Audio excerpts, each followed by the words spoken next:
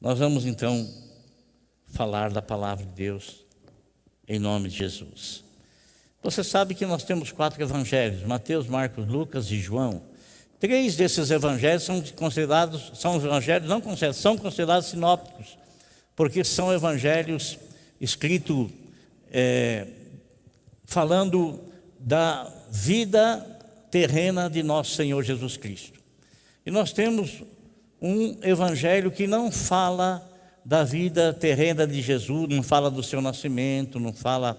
É um evangelho que fala de Jesus Cristo como Deus, que é o evangelho de São João. No princípio era o Verbo estava com Deus, o Verbo era Deus e o Verbo se fez carne. Os outros falam do nascimento de Jesus, falam de como aconteceu para Jesus ir para Belém, para nascer lá na manjedoura, falando do nascimento dele como homem. Mas o evangelho de São João não fala dele como Deus que se fez homem. E dentre esses evangelhos, meus irmãos, tem uma sequência: Mateus, Marcos, Lucas e João. Isso nos leva a pensar que essa é a sequência cronológica, mas não é. O primeiro evangelho a ser escrito foi o evangelho de Marcos. O segundo foi o evangelho de Lucas. O terceiro foi o evangelho de Mateus. E o quarto, o evangelho de João. E eu quero, assim, falar coisas dentro do evangelho de Mateus, porque cada evangelista, eles olharam para Jesus, né? Eles olharam para Jesus. Desses evangelistas que escreveram, 2 deles eram apóstolos do Senhor, Mateus e João. Os outros 2, eles não eram apóstolos, eles eram discípulos, se tornaram obreiros, se tornaram missionários. Lucas, que era médico, e Marcos, sobrinho de Barnabé.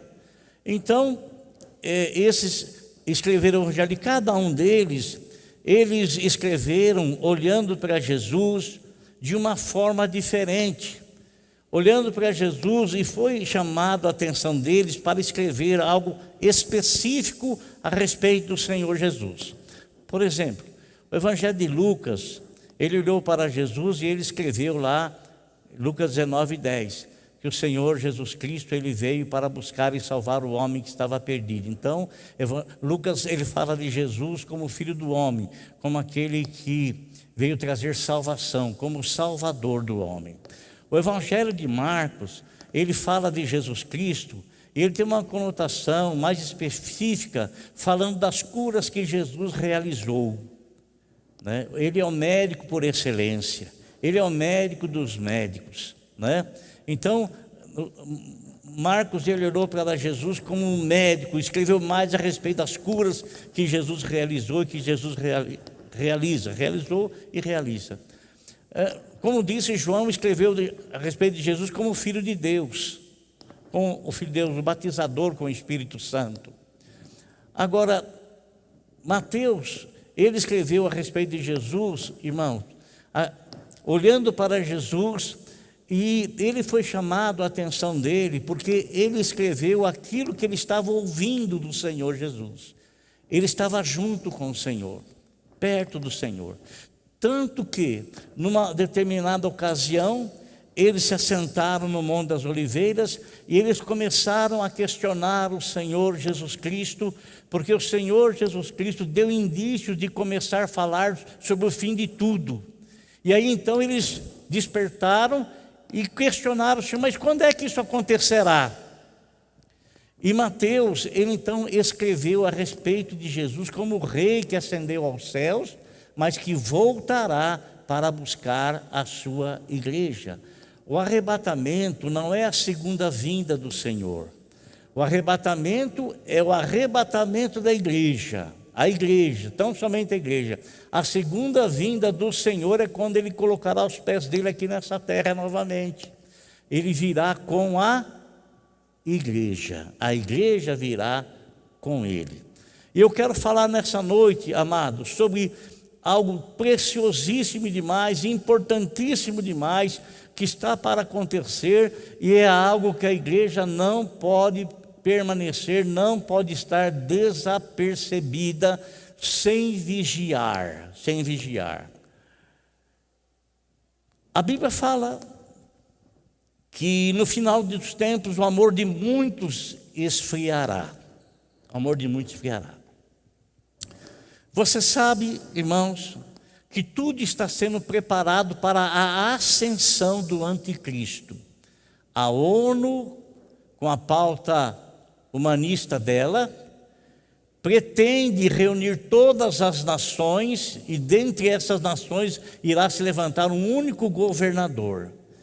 Um governo único. Isso, nós estamos caminhando para isso, e quem conhece a palavra de Deus percebe isso. Por quê? Porque ele lê a palavra e compara com a história recente, com o momento recente. Percebe-se isso. Nós estamos percebendo isso. Quem estuda a palavra de Deus não é pego de forma alguma desprevenido, sabe, percebe, entende, compreende o que está para suceder, o que está para acontecer. Então, quando o Senhor Jesus Cristo, ele começou a falar sobre o fim de tudo, despertou o interesse dos discípulos, estavam sentados à roda dele, e os discípulos começaram a questioná-lo. Mas antes disso, irmãos, eu quero falar de uma passagem que pode acontecer comigo, pode acontecer com você, pode acontecer com muitas pessoas. O que pode acontecer? Pode acontecer, como está acontecendo, como vai acontecer com muitas pessoas que têm o interesse voltado e não tem visão espiritual, só tem visão material, e a visão dele está totalmente voltada para este mundo aqui. O Senhor contou uma parábola do rico insensato. O Senhor, ele não criticou o rico, aquele homem, por ter plantado num grande campo. O Senhor não criticou ele por estar trabalhando, esperando alcançar uma grande colheita. O Senhor não o criticou porque, quando ele começou a colher, ele viu que os armazéns deles eram pequenos demais, não suportariam, não comportariam tão grande colheita, e ele aumentou os armazéns, fez novos armazéns.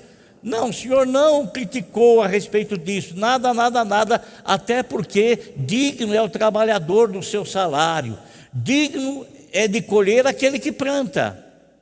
Mas a Bíblia nos fala, o Senhor está contando essa passagem, dizendo que aquele homem, quando ele viu os armazéns todos repletos, aquela colheita enorme, então ele pensou em si mesmo: agora, meu amigo, agora eu estou seguro. Agora eu estou seguro, porque eu tenho muitos bens em depósito. Agora eu vou viver uma vida regalada e esplendidamente. Foi aí que o Senhor Jesus Cristo diz que Deus viu esse rapaz, esse homem, e o chamou de insensato. Você está com falta de razão. Falta de razão, porque nesta mesma noite irão exigir a tua alma. Isso tudo que você está preparando, ou que você preparou, para quem será?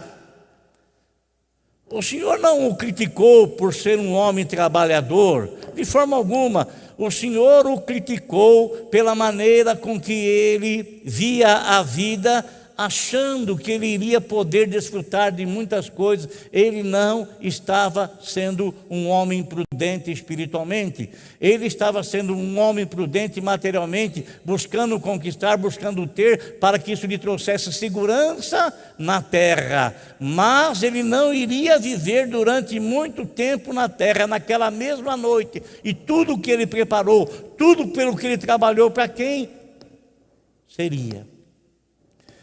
Então a Bíblia fala: assim também é o homem que é rico para com as coisas do mundo, mas não se importa com as coisas espirituais, com as coisas celestiais. Está escrito no Evangelho de Mateus, capítulo 24. Se você quiser abrir comigo, por favor.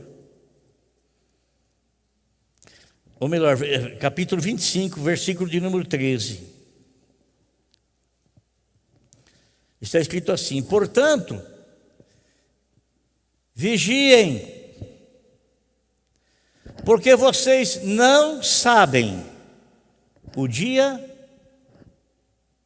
nem a hora. Amém?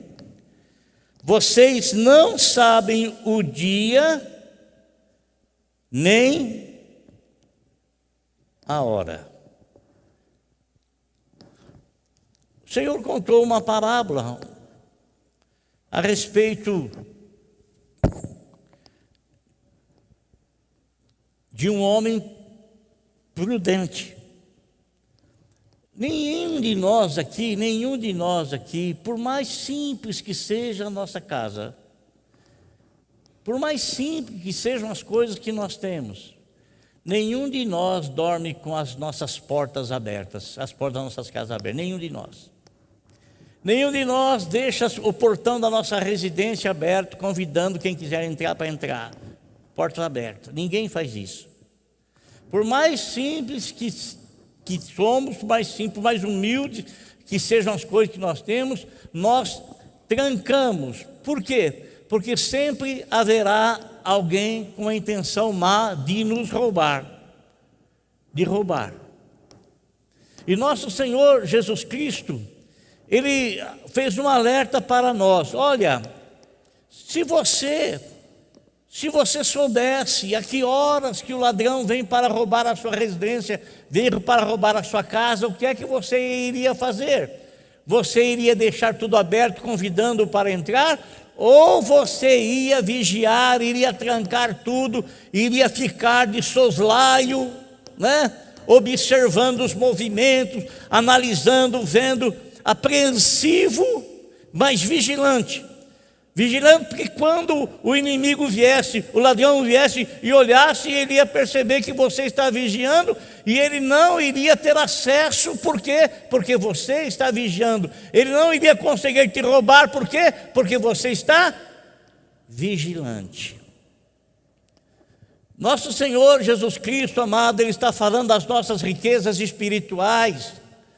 Riqueza espiritual que nós temos, a principal dela é a nossa salvação. A nossa salvação. Nossa salvação.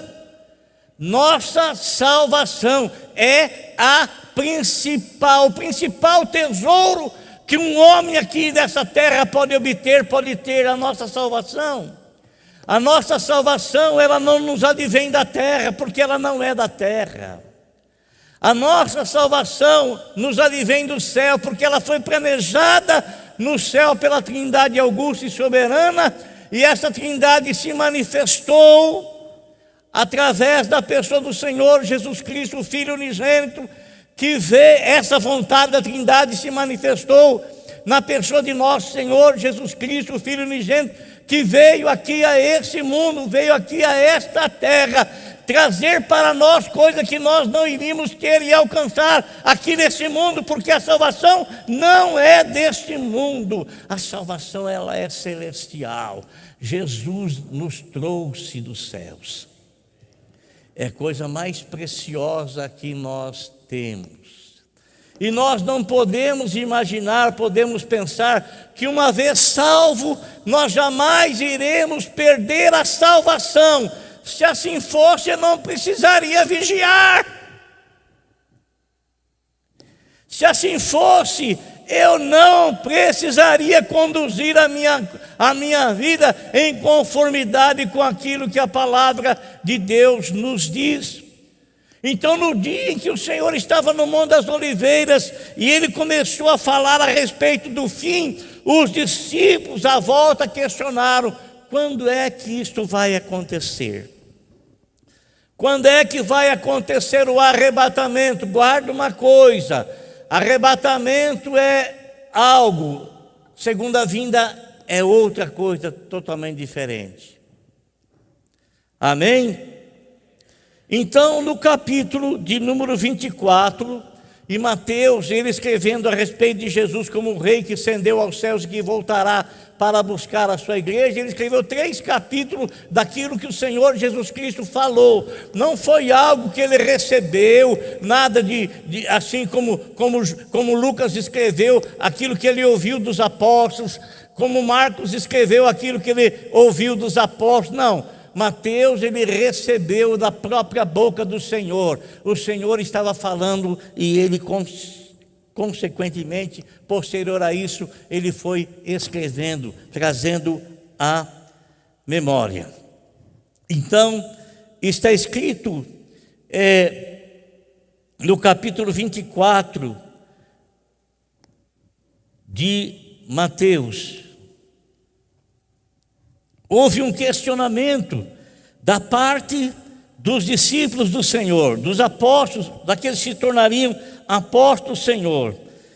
Tendo Jesus se assentado no Monte das Oliveiras, os discípulos dirigiram-se a ele em particular e disseram: dize-nos, quando acontecerão essas coisas? E qual será o sinal da tua vinda e do fim dos tempos? Jesus respondeu: cuidado, que ninguém vos engane. Pois muitos virão em meu nome dizendo eu sou o Cristo e enganarão a muitos. Vocês ouvirão falar de guerras e de rumores de guerras, mas não tenham medo.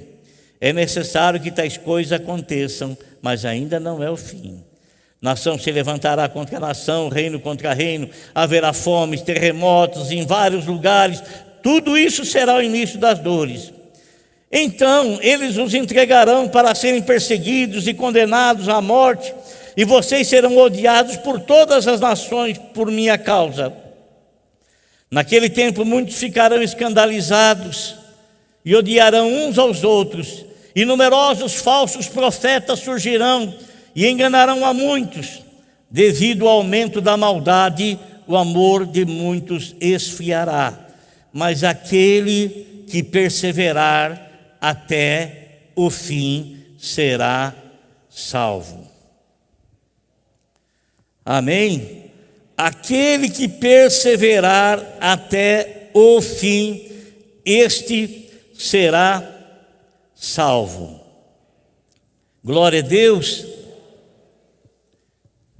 Eles queriam questionar o Senhor, mas o Senhor não disse absolutamente nada de dia e hora, mas o Senhor disse das coisas que haveriam de acontecer antes dele arrebatar a igreja. E no versículo 36 está escrito assim: quanto ao dia e a hora, ninguém sabe, nem os anjos dos céus, nem o Filho, senão somente o Pai. Então o Senhor tirou do coração deles toda a expectativa a respeito de data.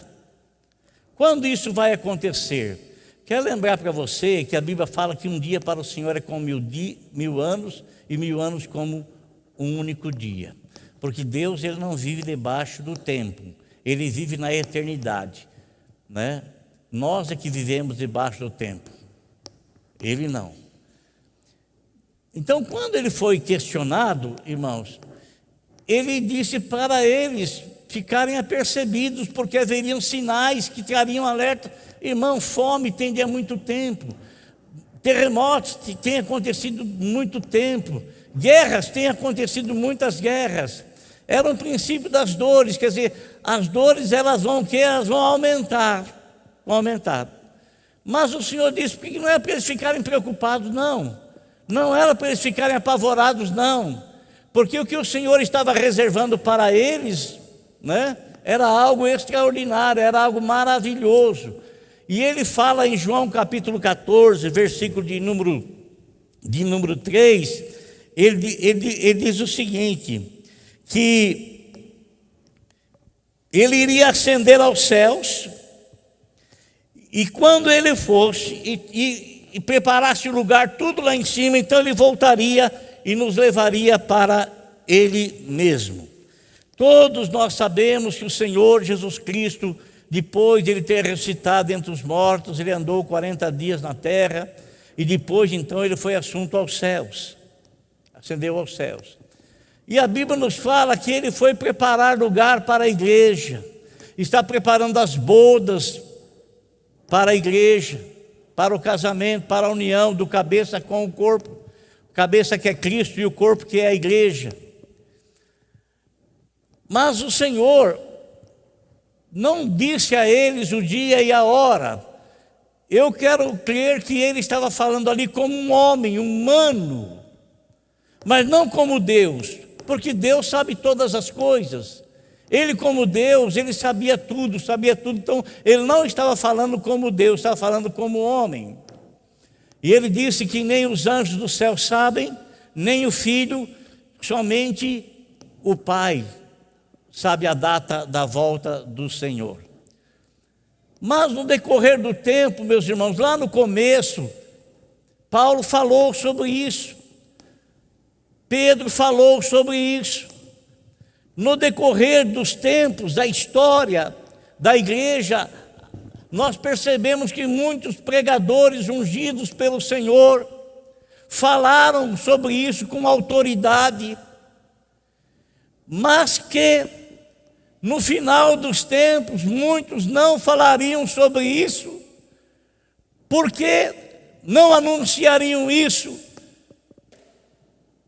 pelo erro que às vezes a gente comete, ou o pregador comete, de levar a pessoa ou a igreja a colocar a mente dela nas coisas terrenas e a se acomodar com as coisas terrenas, se preocupar com as coisas terrenas, colher das coisas terrenas como um benefício que vem da parte de Deus, mas a pessoa não ter nenhuma preocupação com o amanhã, com as coisas dos céus, com as coisas espirituais, com a vida eterna. Louco, você é um louco. Essa mesma noite vão pedir, irmão, a Bíblia não fala se esse homem aqui era um homem que acreditava em Deus ou não. A Bíblia não diz que se esse homem aqui era alguém que fazia profissão de servir ao Senhor ou não, não fala nada.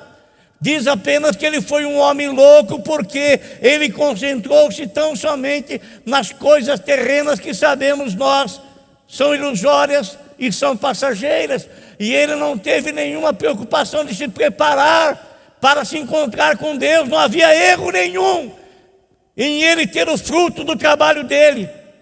O erro foi dele se concentrar tão somente nas coisas terrenas. Não tinha nada preparado para colocar na mão do Senhor. Nada. Então, quando o Senhor é questionado e o Senhor fala para eles assim, olha, dia e hora ninguém sabe, então vocês podem tranquilizar o teu coração, tranquiliza o teu coração. Mas, irmão, ele continuou dizendo a respeito dos sinais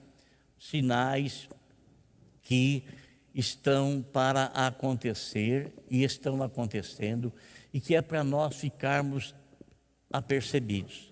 O que ele fala? Ele fala o seguinte, ó, como foram nos dias de Noé. Como é que foram nos dias de Noé, irmão? E ele diz, eles comiam e bebiam, casavam, se davam em casamento. Irmão, o que tem de errado você comer e beber? O que tem de errado você se casar? Mas o que o Senhor está dizendo ali é que eles faziam isso, mas eles tinham o ouvido endurecido, fechado para com as coisas do Senhor.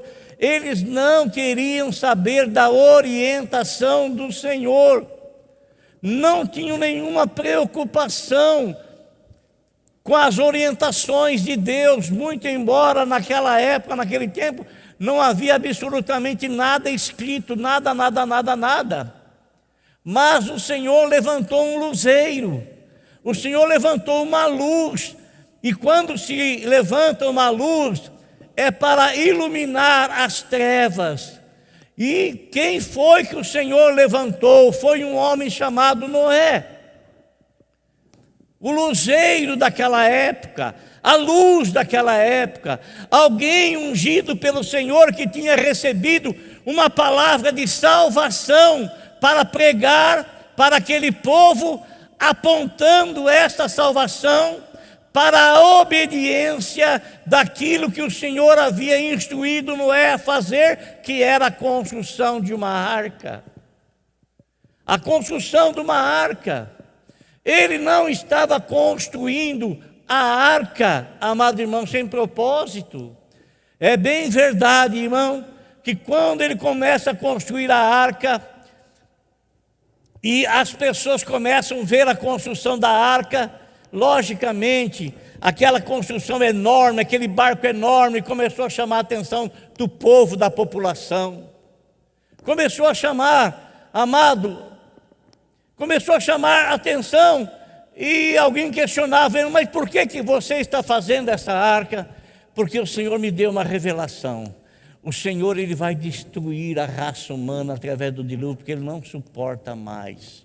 Ele não suporta mais o pecado das pessoas. Amado, quando o Senhor fala que casavam e davam-se casamento, tem muita coisa envolvida nisso ali. Muita coisa envolvida. O Senhor não falou claramente, mas nós estamos vendo claramente o que é que tem acontecido na terra. Da mesma forma com a qual o Senhor destruiu Sodoma e Gomorra. A mesma forma, o mesmo jeito, só que numa proporção muito maior, porque aquilo foi naquela época, naquele tempo. Mas hoje aqui isso está espalhado pela humanidade toda, por todos os cantos, por todos os lugares, por todas as cidades, por tudo. Então ele tem a palavra recebida do Senhor. E que palavra era essa? O Senhor não está suportando mais a maneira como a criatura dele está comportando-se, está vivendo. E o Senhor percebeu, irmãos, que não havia mais no coração deles guarida para a palavra de Deus. Não tinha mais o que fazer. Será que nós hoje estamos caminhando para uma situação igual? Irmão, quando você vê pessoas defecarem sobre a Bíblia, quando nós vemos pessoas urinarem sobre a Bíblia, sobre símbolos religiosos, ainda que nós não temos assim nenhuma ligação com aquilo, mas o desrespeito com as coisas e a fé das pessoas. Onde é que nós iremos parar, irmão? Onde é que você acha que nós iremos parar com essa implantação de governo único? A chamada democracia, todo mundo faz o que quer. E, amado irmão, a pauta humanitária quer dizer meia. É pauta do homem. Do homem. E o número do homem é 666. Então, ele começou a pregar, mas, amado, peraí, como é que eu vou acreditar que Jesus vai voltar, se a primeira vez que ele veio fizeram tudo com ele? Fizeram porque ele permitiu. Ninguém me tira a vida, eu dou a minha vida, porque eu tenho poder para dar e tenho poder para tornar a tomá-la. Ninguém tem poder de tirar a minha vida, disse o Senhor, ninguém. Mas eu vim para dar a minha vida, até mesmo pelos meus algozes. E, amado, não pense você, essa ideia que nós recebemos, que os assassinos, aqueles que mataram o Senhor Jesus Cristo foram os judeus, por permissão do governo romano. Não pense você, o apóstolo São Paulo fala que o que matou o Senhor Jesus Cristo foi o teu pecado. Foi o meu pecado, por isso não brinque com isso. Não brinque com isso. Não trate isso com leviandade. Não trate a morte do Senhor como coisa qualquer, como indiferença. Não brinque com a salvação que Ele te deu. Vigie, ore, presta atenção. Presta atenção. Presta atenção. Não seja mole com as coisas espirituais. Seja uma pessoa de garra. Seja uma pessoa de garra. Seja uma pessoa de garra com as coisas espirituais. Seja uma pessoa que no seu viver você declara firmemente a sua fé no Senhor Jesus Cristo, e você não adapta e não se adequa e não aceita absolutamente nada que venha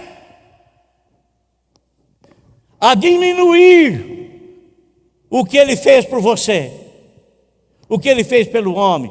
A Bíblia fala que foram os meus, Paulo fala aqui, foram os seus pecados. Eu não brinco com isso. Foram os meus pecados e eu não posso brincar com isso. Foi o pecado do homem, então o homem não pode brincar com isso, principalmente nós que tivemos nossos pecados lavados pelo sangue do Senhor. Não podemos brincar. Por isso o Senhor disse assim: vigie, Vigie, porque chegará um tempo que as pessoas vão aceitar tudo. O amor é lindo, o amor sem ética é porcaria nenhuma. Amor que não tem ética, não tem, irmão, não é nada, absolutamente nada. Tudo é amor, tudo, irmão.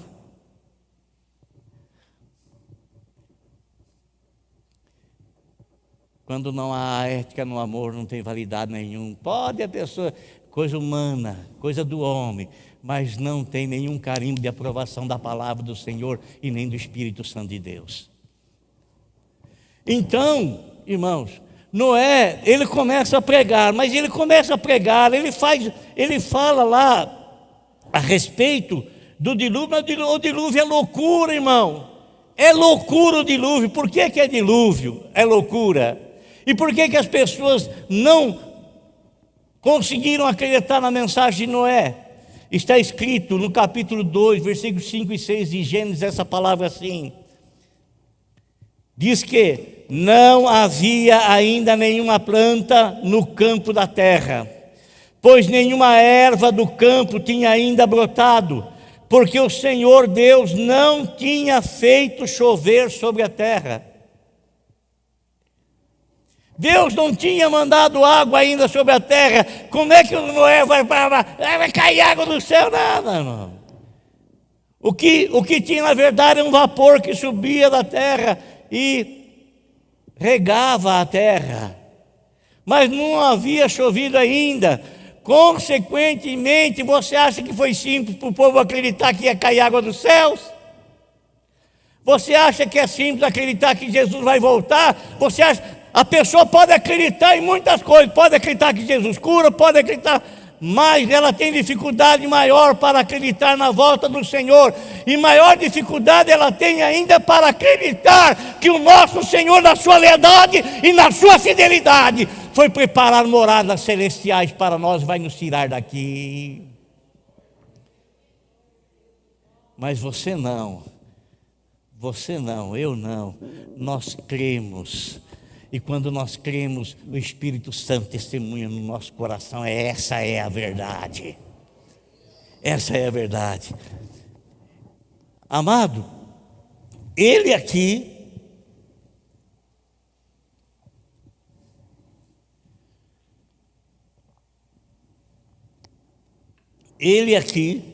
está falando que nós temos um dever. Que dever é esse? Nós devemos vigiar. Você não vigia a sua vida espiritual se você não tiver consciência do valor daquilo que o Senhor Jesus Cristo fez por você e daquilo que você recebeu dele quando você o aceitou como teu Senhor e Salvador. Você não, irmão, aqui eu estava vindo esses dias de Jundiaí, e eu estava vindo e na minha frente tinha um carro escolta armada, e na frente tinha um caminhão. Amado, você acha que precisava de escolta armada se não tivesse nenhuma coisa de valor naqueles containers que estavam sendo transportados? Não, lógico que não. Eram coisas de precioso valor, por isso tinha escolta armada para proteger, para que ninguém, nenhum ladrão viesse e roubasse aquela carga preciosa. Quando você não sabe o prêmio, o presente, prêmio você faz alguma coisa para merecer, mas o presente você não faz nada para merecer e você recebe. O presente que você recebeu de Deus, você não tem consciência do presente que você recebeu de Deus, consequentemente você não vigia, você leva a sua vida espiritual ao léu. Tudo está bom, tudo está certo, tudo. Não, irmão. Você leva tudo empurrando com a barriga, tudo está certo, tudo está bom, tudo. Não está não. Não está não. Pelo amor do nome de Jesus, aquilo que não te custou nada, custou para Ele. Sabe? Pelo amor do nome de Jesus, amado, vigia a tua vida, vigia a tua conduta, vigia o teu caminhar, vigia a tua vida na presença dEle, vigia. Você não sabe o dia, você não sabe a hora tua hora pode chegar amanhã, a tua hora pode chegar depois de amanhã. Eu espero ser arrebatado sem passar pela morte, é isso que eu espero, porque a nossa geração, eu creio que é a última geração que está vivendo. Eu penso ser assim, mas se não for, eu vou passar para a morte, não tem problema nenhum, mas o que eu quero, sabe o que é? É chegar do outro lado na presença do Senhor. Chegar do outro lado na presença do Senhor. Chegar do outro lado na presença do Senhor. E eu tenho presenciado, irmão, a conduta de muitos irmãos, assim, totalmente, sabe, entregue ao vento. Você não vê uma firmeza espiritual na vida da pessoa. Ela leva uma vida espiritual dentro da casa dela, mas ela não tem comunhão na igreja, não tem comunhão com os irmãos, dificilmente vem aos cultos, e não é porque está enfermo, não é porque está doente, não é porque estava aí com situação aí da pandemia e era do grupo de risco, não é isso não, é por pura acomodação, por acomodação.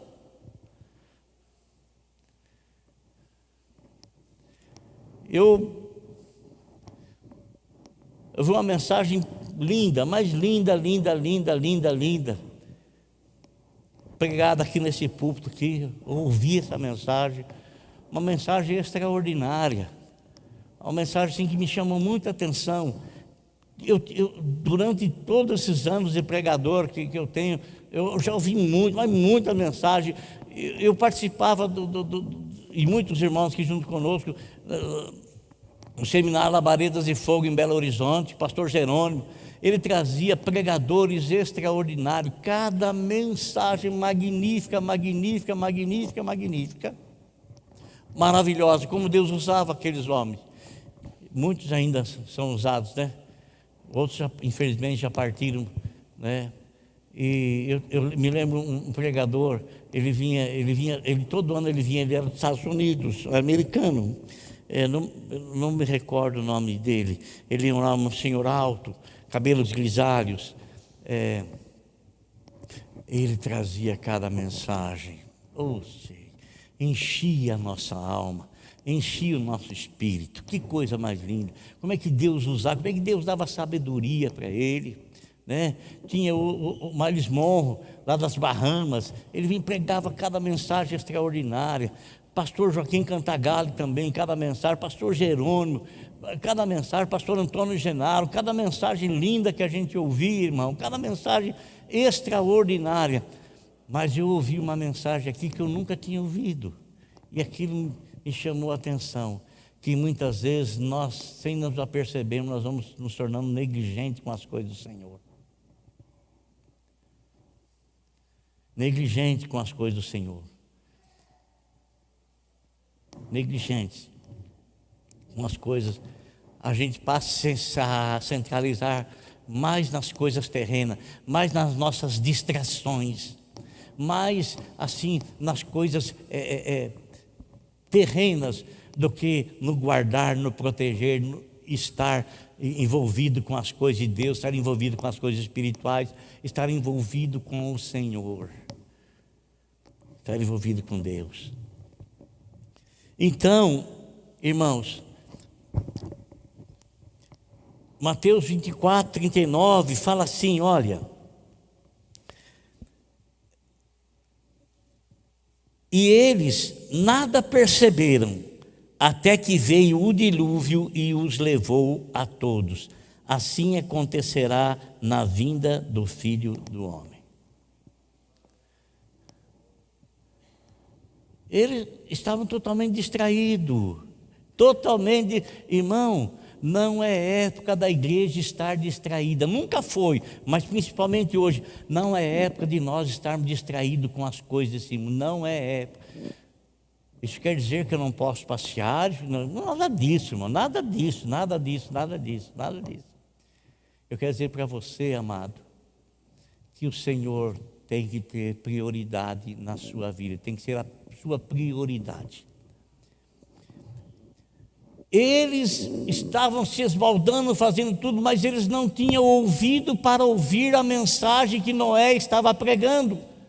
E quando a pessoa não tem ouvido para ouvir a mensagem, você não vê mudança de atitude nela. Quando ela ouve, então o Espírito fala assim: quem tem ouvidos, ouça o que o Espírito diz à igreja. Quando a pessoa tem ouvido para ouvir as coisas espirituais, e ele permite que o Espírito Santo lhe convença dessas verdades, ele tem uma mudança de atitude. Não adianta você ouvir, não adianta você ouvir se amanhã tudo permanecerá do mesmo jeito, da mesma forma, a mesma indiferença. Não adianta. Não adianta. Não adianta. Não há mudança. Não há mudança. Não há. Eles ouviram: você é louco, Noé. Para eles falar que Noé era louco, é porque eles tinham ouvido o que Noé tinha falado. Vai cair um dilúvio de águas aí, eu estou preparando a arca, porque Deus, que Deus que mandou você fazer isso, você está maluco? Você está louco?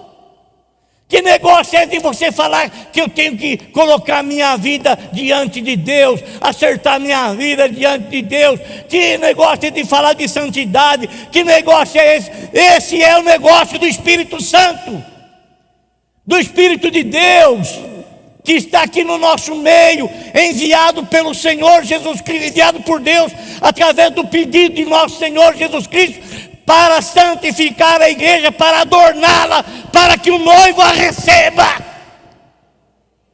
para que o noivo a receba, sem mancha, sem ruga, sem absolutamente nada que venha interferir na comunhão da igreja para com o noivo, da noiva para com o seu noivo.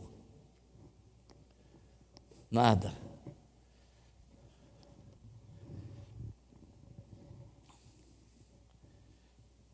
Eles estavam, e de repente a água começou, irmão. Muitas pessoas, eles vão esperar o arrebatamento da igreja para querer procurar o Senhor. Muitas pessoas só vão se dar percebidas a partir do momento que houver o rapto. É um piscar de olho, vai embora. Aí eles vão falar assim: Senhor, abre-nos a porta, Senhor, abre-nos a porta, abre-nos a porta. E do outro lado ele vai ouvir o noivo dizer assim: eu não vos conheço. Eu não vos conheço. A parábola das 10 virgens. Eu não vos conheço. Não vos conheço. Por que não vos conheço? Porque quando eu tentei atrair você através da minha palavra, você não me deu atenção, você me tratou com indiferença. Você fez que não me conhecia. Você me tratou com indiferença. Você colocou obstáculo na frente. Você colocou um monte de coisa na frente. Eu com a mão estendida para te ajudar. Eu doido para entrar na tua vida. Eu procurando entrar na tua vida. Eu procurando levar você a um acerto, um conserto. Eu procurando esquentar você. Eu procurando trazer força espiritual na tua vida. E você me tratou com indiferença. Você não deu ouvido à minha palavra. Você não deu ouvido aos meus pregadores. Você não deu ouvido. Você não se preparou. Você ouviu, mas não colocou lâmpada, não colocou azeite na sua lâmpada para que ela permanecesse acesa. A sua lâmpada está apagada. Apagada.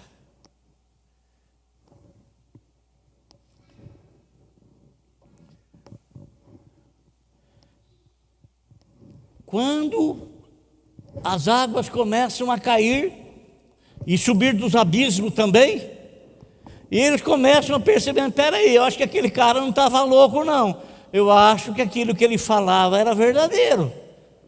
Mas já passa. Isso não foi nada, já passa. Mas não passava. Água caindo, água subindo, água caindo, água subindo. Sabe o que a Bíblia fala, irmão? Sabe o que a Bíblia fala? Que Noé, ao adentrar dentro da arca, a Bíblia não fala que Noé trancou a porta da arca. A Bíblia fala que Deus fechou a porta. Deus fechou a porta. Imagine você se Noé não teve compaixão daquelas pessoas que correram lá e começaram a bater na porta abre aí para nós, Noé, abre aí para nós, Noé, abre aí para nós, Noé. Ele tinha desejo de abrir? Creio que sim, mas não foi ele quem a fechou, foi Deus que fechou. E sabe, irmão, nós estamos vivendo na época da graça. Jesus Cristo é a porta por quem nós devemos entrar. Eu sou a porta, aquele que entrar por mim salvar-se-á. Mas vai chegar o momento em que a porta vai se fechar, e é o momento em que a igreja vai ser arrebatada. A porta se fechou, o governo mundial começa a ser estabelecido, e o anticristo vai vir atrás de cada um para marcar. Você não vai poder comprá-lo, você não vai poder vender, você não vai poder fazer quase nada. Você tem que apresentar sua cartão de vacina.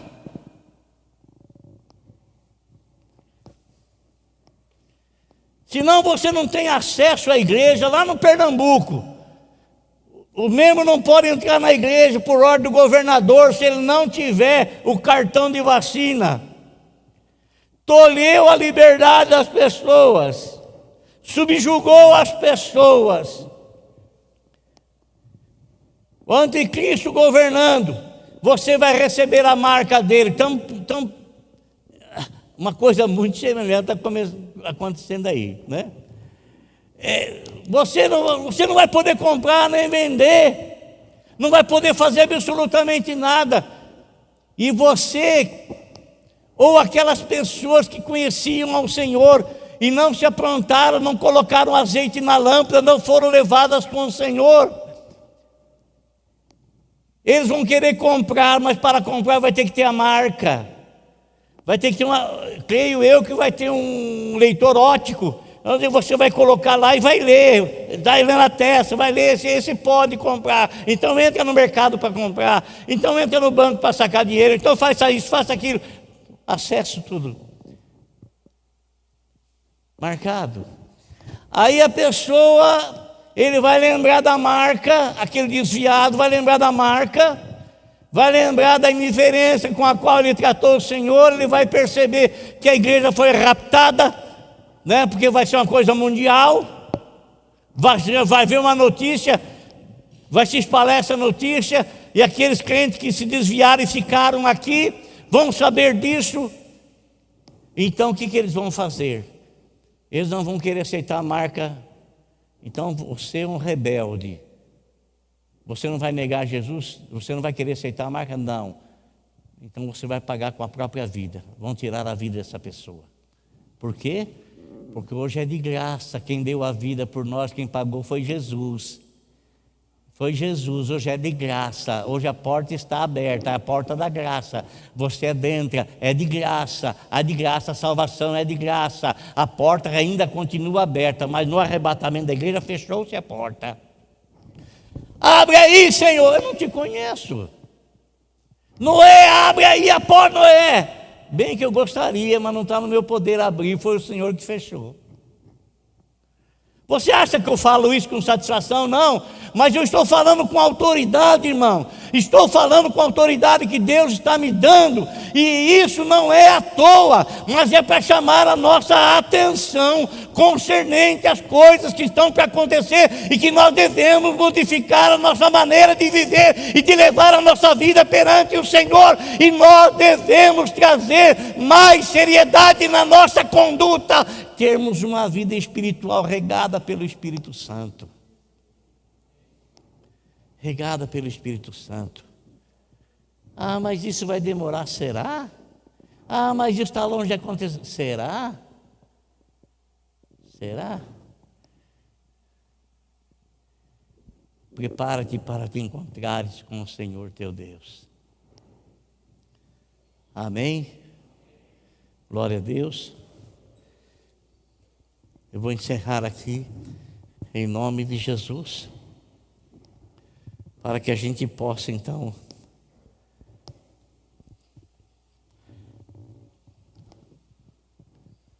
quero encerrar com uma leitura de Mateus 24, 40 e 41. Assim acontecerá na vinda do Filho do Homem. 2 homens estarão no campo trabalhando, um será levado e o outro deixado. 2 mulheres estarão trabalhando no moinho, uma será levada e outra deixada. Estarão 2 numa cama, um será levado e o outro será deixado. Portanto, vigiem, porque vocês não sabem em que dia virá o seu Senhor. Amém? Vigiem. Aqueça de novo as turbinas em nome de Jesus. Aqueça de novo a sua conduta perante o Senhor. Aqueça a sua vida espiritual diante do Senhor que te deu a vida e que te oferece a restauração, a renovação. E isso tudo advém através de uma mudança de comportamento. Por favor, não trate as coisas do Senhor com indiferença, porque naquele dia Ele também vai tratar você com muita indiferença. Mas se você tratar, se você medir com uma medida, com essa medida você vai ser medido. Se você medir as coisas do Senhor como algo precioso, precioso também tu serás para o Senhor.